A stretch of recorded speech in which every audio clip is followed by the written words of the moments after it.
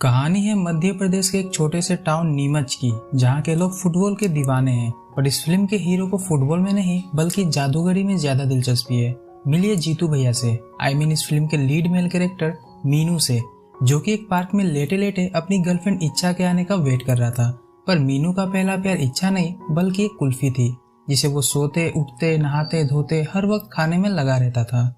मीनू को कुल्फी खाना इतना ज्यादा पसंद था कि उसने बचपन में ही बड़े होकर एक कुल्फी वाला बनने का फैसला कर लिया था। पर हम सब की तरह मीनू की मम्मी भी उसे समझाते हुए कहती है, बड़ा होके अगर तू कुल्फी वाला बनेगा ना तो कोई अपनी लड़की नहीं देगा तुझे। पर मीनू के पापा उसे अपने जैसा एक फुटबॉलर बनाना चाहते थे, लेकिन फुटबॉल को देखते ही मीनू के मन में एक अजीब सी हलचल होने लगती थी। मीनू के पापा पिछले 7 साल से धाबोलकर ट्रॉफी को जीतने में लगे हुए थे, पर हर बार उन्हें नाकामी ही हाथ लग पाती। एक बार की बात है जब मीनू के पापा एक फ्रेंडली फुटबॉल मैच खेलने ग्वालियर जा रहे होते हैं, पर रास्ते में सामने से आ रही ट्रक से भीषण टक्कर के चलते मीनू ने बचपन में ही अपने पापा और मम्मी दोनों को खो दिया। जिसके बाद मीनू के प्रदीप चाचा ने ही उसका ख्याल रखा, उसे पढ़ाया लिखाया और उसकी जरूरतों का ख्याल भी रखा। हालांकि प्रदीप भी अपने भाई की तरह एक फुटबॉलर थे और अपने भाई की मृत्यु के बाद उन्होंने धाबोलकर ट्रॉफी को जीतने को ही अपनी लाइफ का सबसे बड़ा गोल बना लिया। पर जिस कारण से मीनू ने अपने पेरेंट्स को खोया था, उस वजह से उसने यह तो ठान लिया कि बड़े होकर वो चाहे जो बने, पर एक फुटबॉलर वो कभी नहीं बनेगा। एक दिन स्कूल बंक करके मीनू पहुंचता है एक मैजिक शो देखने, जहां महान जादूगर छाबड़ा साहब लोगों के बीच अपना करतब दिखाकर लोगों का भरपूर मनोरंजन करने में लगे हुए थे। छाबड़ा साहब की जादूगरी को देखकर मीनू ने उसी दिन फैसला कर लिया था कि बड़ा होकर वो छाबड़ा साहब की ही तरह एक जादूगर बनेगा। इधर मीनू के चाचा यानी प्रदीप जी ने एक फुटबॉल टीम बनाई थी, जिसका नाम उन्होंने रखा आदर्श नगर पैंथर्स। कहने को तो ये पैंथर्स थे, पर टीम में ज्यादातर लोगों को फुटबॉल खेलने में कोई दिलचस्पी नहीं थी। एक दिन मीनू का दोस्त लल्ली उसे बताता है कि इच्छा के पेरेंट्स उसकी शादी करवाने उसे जोधपुर ले जा रहे हैं। मैंने उसे रेलवे स्टेशन जाते हुए देखा था, जल्दी जाओ वरना इच्छा तो गई तेरे हाथ से। मीनू को भी थोड़ा अजीब लगता है, क्योंकि पिछले 3 दिन से उसकी इच्छा के साथ फोन पर बात नहीं हुई थी और पिछले 1 हफ्ते से दोनों मिले भी नहीं थे। फटाफट से अपनी साइकिल पर पैदल मारता हुआ मीनू समय रहते ट्रेन के छूटने से पहले ही रेलवे स्टेशन पहुंच जाता है और फाइनली वहां ट्रेन में उसकी मुलाकात इच्छा और उसके पेरेंट्स से हो जाती है, जो सही में जोधपुर जा रहे थे, पर इच्छा की शादी कराने नहीं बल्कि उसके एग्जाम सेंटर तक उसे छोड़ने, क्योंकि इच्छा यूपीएससी का एग्जाम देने जोधपुर जा रही थी। ये सब सुनकर मीनू को याद आता है कि इच्छा ने उसे कई बार अपने एग्जाम्स के बारे में बताने की कोशिश की थी, पर मीनू अपनी जादूगरी दिखाने में इतना खोया रहता था कि उसने आज तक इच्छा की किसी बात पर ध्यान ही नहीं दिया। मीनू के केयरलेस रवैये को देखकर इच्छा को बहुत बुरा लगता है और जाते जाते वो मीनू से अपने सारे रिश्ते तोड़ लेती है। दोनों में ब्रेकअप हो जाता है। मीनू इच्छा को मनाने की बहुत कोशिश करता है, पर शायद इच्छा ने अपना आखिरी फैसला ले लिया था। इच्छा के जाने के बाद मीनू का देवदास मोड ऑन हो चुका था। अपने मन को हल्का करने के लिए वो अपने गुरु यानी कि छाबड़ा साहब के पास उनसे मिलने पहुंचता है। एक दिन अपने चाचा के फुटबॉल टीम के प्लेयर मोहन की शादी में मीनू की मुलाकात दिशा नाम की एक लड़की से होती है, जिसकी खूबसूरती को देखते ही पहले ही नजर में मीनू को दिशा से लगाव हो जाता है। लल्ली उसे बताता है कि दिशा इस कॉलोनी में नई आई है और वो आंखों की डॉक्टर है। लल्ली से दिशा के क्लिनिक का पता लेकर मीनू अगले ही दिन उससे मिलने उसके क्लिनिक पहुंच जाता है, पर दिशा को जल्दी ही मीनू के नेक इरादों के बारे में पता चल जाता है और वो मीनू की आंखों का इलाज करने के बहाने उसे इतना डराती है कि मीनू अपना पिछवाड़ा उठाकर वहाँ से भाग जाता है और जाते जाते दिशा से वादा भी करता है कि वो उसे अपना चेहरा दोबारा कभी नहीं दिखाएगा। इधर फुटबॉल एसोसिएशन के चेयरमैन अविनाश जी यह फैसला लेते हैं कि आने वाले धाबोलकर ट्रॉफी के नेक्स्ट सीजन में आदर्श नगर पैंथर्स के लगातार खराब परफॉर्मेंस को देखते हुए उन्हें टूर्नामेंट में खेलने का मौका नहीं दिया जाएगा। प्रदीप जी अविनाश से रिक्वेस्ट करते हुए कहते हैं कि हमें आखिरी मौका दिया जाए, हम इस बार धाबोलकर ट्रॉफी को जरूर जीत कर दिखाएंगे। अविनाश जी प्रदीप से कहते हैं कि आपकी टीम में फुटबॉल खेलने का कोई जज्बा नहीं है, आपका भतीजा आपके साथ खेलना नहीं चाहता, आपकी टीम आपस में ही लड़ती झगड़ती रहती है, तो फिर आप क्यों इस धाबोलकर ट्रॉफी के चक्कर में अपना समय बर्बाद करने में लगे हुए हैं। प्रदीप जी कहते हैं कि जब गलती मुझसे हुई है तो इसका पश्चाताप भी तो मुझे ही करना होगा ना अविनाश जी। एक बार की बात है जब मुझे एक फ्रेंडली फुटबॉल मैच खेलने ग्वालियर जाना था, पर अचानक तबीयत खराब होने की वजह से मैं जा नहीं पाया और मेरी जगह मेरे भैया ग्वालियर जा रहे थे, जहाँ रास्ते में उनका एक्सीडेंट हो गया।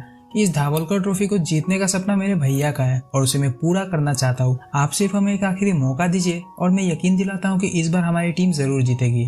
अविनाश जी को भी प्रदीप के लिए बुरा लगता है और वो आदर्श नगर पैंथर्स को एक आखिरी मौका देने के लिए राजी हो जाते हैं, पर वो यह भी कहते हैं कि रजिस्ट्रेशन के वक्त मैं खुद आपकी टीम को काउंट करूंगा और अगर टीम में 12 से कम प्लेयर्स मुझे दिखे तो उसी वक्त आपकी टीम को टूर्नामेंट से बाहर कर दिया जाएगा। इधर मीनू लल्ली को दिशा के क्लिनिक में हुए कांड के बारे में बताते हुए कहता है, नहीं, पहले तो पर्सनैलिटी देख के फुल इम्प्रेस हो गई थी, पता नहीं क्या। लल्ली मीनू से कहता है कि तू तो बहुत लकी है मीनू, मेरी वाली ने तो मुझे सीधे चाटा मार दिया था। तभी मीनू की नजर दिशा की तरफ जाती है जो रेलवे कॉलोनी की तरफ जा रही थी, पर रास्ता भटक कर आदर्श कॉलोनी में आ गई थी। उसके फोन की बैटरी ने भी अपना जवाब दे दिया था और मीनू को सामने खड़ा देख वो और ज्यादा चिढ़ जाती है। पर मीनू इनडायरेक्टली ही सही दिशा को उसके मंजिल तक पहुंचाने में उसकी मदद कर देता है। यह देखकर दिशा को रियलाइज होता है कि मीनू उतना भी बुरा नहीं है जितना वो उसे समझती थी। दोनों में फिर दोस्ती हो जाती है और जल्दी ही मीनू दिशा के काफी करीब आ जाता है। एक शाम मीनू दिशा को अपने मैजिक शो इवेंट पर आने के लिए उसे इनवाइट करता है, पर क्लिनिक के काम में फंसे होने के कारण दिशा मीनू का मैजिक शो देखने नहीं जा पाती है। इसलिए मीनू रात के करीब 2:30 बजे दिशा के घर के बाहर उसे स्पेशल मैजिक शो दिखाने वहां पहुंचता है। साथ ही साथ मीनू दिशा को अपने अंदाज में प्रपोज भी कर डालता है, पर दिशा उसे मना कर देती है क्योंकि दिशा पहले से ही शादीशुदा थी, लेकिन उसका हाल फिलहाल में ही डिवोर्स हुआ था। बात तब की है जब दिशा और उसका बॉयफ्रेंड चिराग एक ही कॉलेज में मेडिकल की तैयारी कर रहे थे। दोनों ही एक दूसरे से बहुत ज्यादा प्यार करते थे, पर उन दोनों का यह प्यार ना तो दिशा के घर वालों को मंजूर था और ना ही चिराग के घर वालों को। इसी के चलते दोनों ने अपने परिवार को छोड़कर शादी कर ली और बेंगलोर में अपना घर बसाया। इस दौरान दिशा ने तो अपनी फैमिली से बिल्कुल किनारा कर लिया था, पर चिराग अभी भी अपनी फैमिली से कनेक्टेड था। जैसे जैसे चिराग के ऊपर उसकी फैमिली का प्रेशर बढ़ता गया, वैसे वैसे दिशा के प्यार की एक्सपायरी डेट पास आती चली गई। और एक दिन ऐसा आया जब चिराग ने अपनी फैमिली के लिए दिशा को छोड़ दिया। चिराग से डिवोर्स लेने के बाद जब दिशा वापस अपने घर लौटी तो सबसे पहले उसकी नजर दीवार पे टंगी उसकी माँ की फोटो पर गई, जो अब इस दुनिया में नहीं थी। दिशा ने अब फैसला ले लिया था कि एक बार तो वो अपनी मर्जी से शादी कर चुकी है, लेकिन अब अगर वो कभी शादी करेगी तो सिर्फ अपने पापा की मर्जी और उनके पसंद के लड़के से ही करेगी। मीनू दिशा को यकीन दिलाते हुए कहता है कि मैं तुम्हारे पापा से बात करूंगा, मुझे उम्मीद है कि वो हमारे प्यार को जरूर समझेंगे। एक दिन मीनू के चाचा उसे अपने साथ चलकर फुटबॉल प्रैक्टिस करने के लिए कहते हैं, पर मीनू जाने से मना कर देता है। तभी प्रदीप जी थोड़ी जोर जबरदस्ती करने लगते हैं। इसके जवाब में मीनू कहता है, ये बाप होने की एक्टिंग नहीं होती आपसे, मत किया करो। प्रदीप जी मीनू को समझाते हैं कि अगले 12 तारीख को टीम की रजिस्ट्रेशन है, जिसमें पूरे 12 खिलाड़ियों का होना बहुत जरूरी है। लेकिन मीनू को इन सब बातों से कोई लेना देना नहीं था, पर प्रदीप जी लगातार उस पर दबाव बनाए जा रहे थे। इसी के चलते गुस्से में आकर मीनू ने अपने पापा का कातिल घोषित कर देता है, क्योंकि मीनू का मानना था कि उसके चाचा की वजह से ही उसके पापा की मौत हुई थी। मीनू के मुंह से यह सब सुनकर प्रदीप जी के पुराने घाव वापस से हरे हो जाते हैं। मीनू को भी अंदर से रियलाइज हो चुका था कि उसे वो सब नहीं कहना चाहिए था, पर अब तीर कमान से निकल चुकी थी। प्रदीप जी इन बातों की वजह से ड्रिंक करने लगते हैं और नशे की हालत में ही छत से नीचे कूद जाते हैं, और ऊपर वाले की वजह से उनकी जान बच जाती है और उनके सिर्फ एक टांग में फ्रैक्चर आता है। यहाँ हम पोटा फैक्ट्री के माहेश्वरी जी को देखते हैं, जिन्होंने इस फिल्म में फुल टाइम डॉक्टर और साथ ही साथ पार्ट टाइम फुटबॉल कमेंटेटर का रोल बड़े ही खूब अंदाज में निभाया है। मीनू ने अब अपने टीम के लिए खेलने का फैसला ले लिया और प्रदीप जी 12 तारीख को अपनी टीम को लेकर फुटबॉल एसोसिएशन के ऑफिस रजिस्ट्रेशन के लिए पहुंचते हैं। तभी मीनू को दिशा का कॉल आता है, जो उसे उसी वक्त अपने घर आने के लिए कहती है। अब यहाँ मीनू एक बहुत ही बड़े धर्म संकट में फंस चुका था। ना तो वो मीनू को मना कर पा रहा था और ना ही अपनी टीम को छोड़कर वहां से हिल सकता था, क्योंकि फुटबॉल एसोसिएशन के चेयरमैन अविनाश जी आज खुद प्रदीप जी की टीम को काउंट करने आने वाले थे। पर फिर भी अपनी किस्मत राम भरोसे छोड़कर मीनू दिशा से मिलने उसके घर पहुंचता है, जहां उसकी मुलाकात दिशा के पापा छाबरा साहब से होती है। जी हाँ, ये वही छाबरा साहब है जिनकी जादूगरी को देखकर मीनू ने बड़े होकर जादूगर बनने का फैसला किया था। छाबरा साहब मीनू को अपनी बेटी के लायक नहीं समझते थे, पर वो डायरेक्टली मीनू को मना करके उसका दिल भी नहीं दुखाना चाहते थे। इसलिए वो मीनू से कहते हैं कि ठीक है, अगर तुम धाबोलकर ट्रॉफी के फाइनल तक पहुंच भी जाते हो तो मैं एक बार को तुम्हारी शादी अपनी बेटी दिशा के साथ कराने के बारे में सोचूंगा। अब छाबरा साहब को पहले से यह बात पता थी कि मीनू को फुटबॉल से कितनी ज्यादा नफरत है और वो चाहकर भी धाबोलकर ट्रॉफी नहीं जीत सकता, इसलिए उन्होंने मीनू के सामने ये शर्त रखी। अब मीनू के पास छाबरा साहब की बात मानने के अलावा और कोई दूसरा रास्ता भी नहीं था। दूसरी तरफ मीनू की गैरहाजिरी में प्रदीप जी ने उसका नाम लिस्ट से हटाकर एक नए लड़के को टीम में रख लिया था। अब रजिस्ट्रेशन के बाद प्रैक्टिस शुरू होती है, जिसमें प्रदीप जी सबसे पहले अपनी टीम का नाम आदर्श नगर पैंथर्स से बदलकर आदर्श नगर सिकंदर रखते हैं। मीनू भी टीम में जगह बनाने की कोशिश में लगा हुआ था, पर प्रदीप जी ने अब उससे टीम में ना लेने का फैसला ले लिया था। पर मीनू के काफी ज्यादा रिक्वेस्ट करने पर प्रदीप जी उसे एक आखिरी मौका देते हुए कहते हैं, अगर तुमने इस ग्राउंड के 10 चक्कर लगाने के बाद सिर्फ एक गोल भी कर दिया तो मैं तुम्हें टीम में ले लूंगा। सुनने में तो ये मीनू को बहुत आसान लग रहा था, पर ग्राउंड के 250 चक्कर लगाने के बाद भी वो ये टास्क पूरा नहीं कर पाता है और चुपचाप हॉस्पिटलाइज्ड हो जाता है। अगले दिन दिशा मीनू से मिलने हॉस्पिटल आती है और उसे समझाती है कि ये फुटबॉल खेलना उसके बस की बात नहीं है। पर मीनू बड़े ही फिल्मी अंदाज में दिशा के सामने एक डायलॉग मारते हुए कहता है, तेरी स्माइल का क्या होगा दिशा, उसी के लिए तो कर रहा हूँ ये सब। बोल देना गुरुजी कम ससुर जी को, बेटी की मुस्कान तो लेके रहूंगा। यह डायलॉग सुनते ही दिशा वहाँ से उठकर चली जाती है। इधर प्रदीप जी ने आदर्श कॉलोनी में ही रिजू के रहने का इंतजाम करवा दिया था। हालांकि रिजू को रहने के लिए जो घर दिया गया था वो एक सरकारी जमीन पर अवैध रूप से बनाया गया था, जिस पर अब तक नगर पालिका की नजर नहीं गई थी। रिजू के लिए उस कॉलोनी में रहना भी जरूरी था, क्योंकि टूर्नामेंट में भाग लेने वाले हर खिलाड़ी अपने अपने कॉलोनी को ही रिप्रेजेंट कर सकते थे। किसी दूसरे स्टेट के प्लेयर्स का टीम में आकर खेलना अलाउड नहीं था, इसलिए प्रदीप जी ने रिजू को आदर्श नगर कॉलोनी में रहने के लिए जगह दी थी। अब अगले दिन धावोलकर ट्रॉफी टूर्नामेंट का पहला मैच शुरू होता है, जिसमें आदर्श नगर सिकंदर का मुकाबला उपज नगर ट्रेडर के साथ था। मीनू को टीम में जगह तो नहीं मिली थी, पर वो अपनी टीम को जूस और कोल्ड ड्रिंक पिलाने के काम में लगा हुआ था।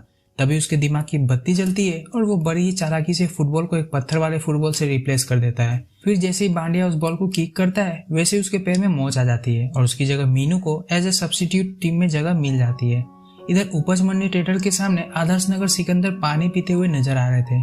जहां ओपोनेंट का स्कोर 6 था, वहीं आदर्श नगर सिकंदर्स की तरफ से सिर्फ 1 गोल दागा गया था और वो भी सिर्फ रिजू ने गोल मारा था। टीम की इतनी शर्मनाक परफॉर्मेंस की वजह से प्रदीप जी अलग ही परेशान थे। तभी माहेश्वरी जी उन्हें टीम के लिए एक डॉक्टर कम ट्रेनर को रखने का सुझाव देते हैं, जो कि प्लेयर्स के हेल्थ और फिटनेस का ख्याल रख सके। प्रदीप जी कहते हैं, आदर्श नगर की टीम को प्लेयर्स नहीं मिलते, डॉक्टर कहाँ से मिलेगा? तभी मीनू वहाँ आता है और कहता है कि मैं एक डॉक्टर को जानता हूँ। दरअसल वो दिशा की बात कर रहा था, पर दिशा मीनू को समझाती है कि वो आंखों की डॉक्टर है, ना कि एक फिटनेस ट्रेनर। पर मीनू दिशा से रिक्वेस्ट करते हुए कहता है कि तुम बस प्लेयर्स को बेसिक योगा वोगा करवा देना, कौन सा ये फीफा वर्ल्ड कप खेल रहे हैं।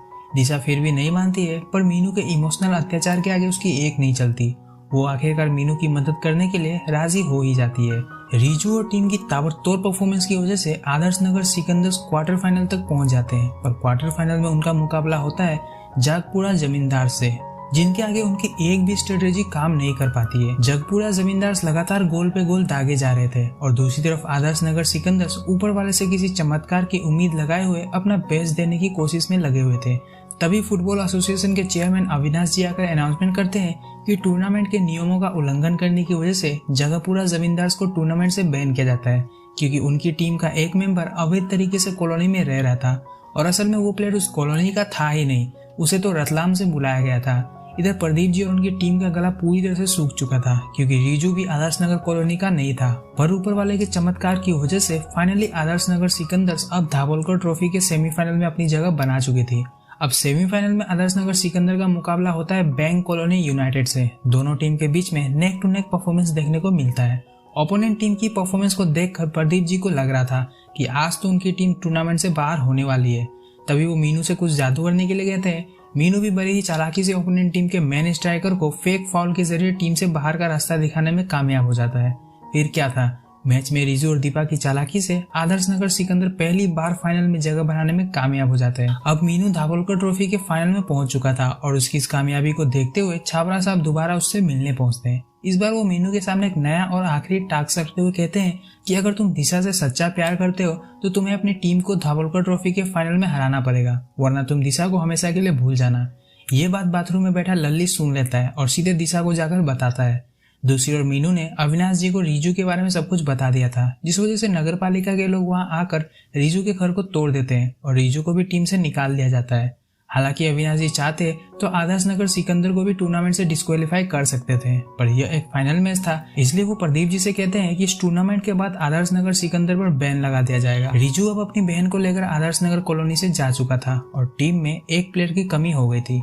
तभी प्रदीप जी का एक फैन उनके पास आता है और बताता है कि उसने कैसे बचपन से ही प्रदीप जी को अपना आइडल मानकर फुटबॉल में अपना करियर बनाने की कोशिश की, पर किसी ने उसे एक मौका तक नहीं दिया। प्रदीप जी उसे अपनी टीम में ले लेते हैं, क्योंकि उनके पास उस वक्त दूसरा कोई सब्स्टिट्यूट भी नहीं था। धावोलकर ट्रॉफी के फाइनल में आदर्श नगर सिकंदर का मुकाबला होता है ओल्ड सिटी जायंट से, जो कि पिछले 6 साल से लगातार धावोलकर ट्रॉफी पर राज करते हुए आ रहे हैं। Adarsh Nagar सिकंदर्स old city giants के खिलाफ गोल तो नहीं दाग पा रहे थे, पर उनकी डिफेंस स्ट्रेटेजी काफी अच्छी थी। अभी फर्स्ट हाफ को खत्म होने में 10 मिनट रह गए थे, तभी मीनू बातों ही बातों में अपने ओपोनेंट्स को हिंट देते हुए कहता है कि जब तक इकरार और दीपा साथ में है तब तक आदर्श नगर सिकंदर्स के खिलाफ कोई भी गोल नहीं मार सकता। ये सुनते ही ओल्ड सिटी जायंट्स के 2 मेन स्ट्राइकर्स दीपा और इकरार को उकसाने लगते हैं। दीपा ने जैसे तैसे करके खुद पर काबू रखा हुआ था, पर इकरार अपना संयम खो देता है और ओल्ड सिटी जायंट्स के प्लेयर के ऊपर हाथ उठा देता है, जिस वजह से रेफरी उसे टीम से बाहर कर देते हैं। जाते जाते इकरार ने टीम की कप्तानी दीपा के ऊपर सौंप दी थी। मीनू भी अपने मकसद में कामयाब हो चुका था और उसकी टीम ने अभी हार नहीं मानी थी और टीम की एकता के चलते आदर्श नगर सिकंदर्स अपना पहला गोल दागने में कामयाब हो जाते हैं। लेकिन मीनू अभी भी अपनी टीम को हराने के चक्कर में लगा हुआ था और लगातार जानबूझकर गलती पर गलती किए जा रहा था। ये देखकर लल्ली से रहा नहीं जाता है और वो प्रदीप जी को मीनू की सारी सच्चाई बता देता है।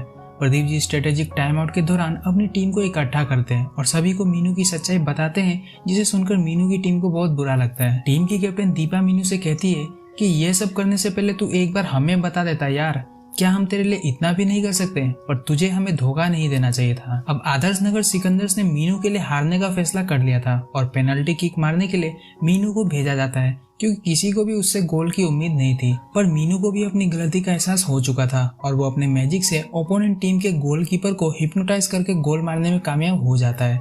यह देखकर आदर्श नगर सिकंदर के साथ साथ वहां मौजूद सभी लोगों के अंदर खुशियों की लहर दौड़ पड़ती है। पर अफसोस, आदर्श नगर सिकंदर ये टूर्नामेंट हार जाती है। मीनू को अपने ऊपर बहुत शर्म आ रही थी। अगर उसने शुरू से ही अपनी टीम का साथ दिया होता तो आज उसके हाथों में दाभोलकर ट्रॉफी होती, जिसे जीतने का सपना कभी उसके पापा ने भी देखा था। प्रदीप जी मीनू को समझाते हैं कि उसे अपनी गलती का एहसास हो गया है, वही उसके लिए बड़ी बात है। ट्रॉफी तो आती जाती रहती है, पर अपनी गलती के लिए माफी मांगने वाला इंसान किसी से छोटा नहीं हो जाता। दूसरी तरफ छावड़ा साहब ने भी मीनू को अपना दामाद घोषित कर दिया था। वो यही देखना चाहते थे कि क्या लड़की के चक्कर में मीनू अपने परिवार समान टीम को धोखा दे सकता है। जैसा कि दिशा के पहले पति चिराग ने दिशा के साथ किया था, वैसा वो दोबारा दिशा के साथ नहीं होने देना चाहते थे। दूसरी तरफ रिजू की एथलेटिक परफॉर्मेंस को देखते हुए उसे एक नेशनल फुटबॉल क्लब में जगह मिल गई थी, जहाँ वो इंटरनेशनल लेवल पर अपने देश का नाम रोशन कर रहा था। इसी एक हैप्पी एंडिंग के साथ यह मूवी खत्म हो जाती है।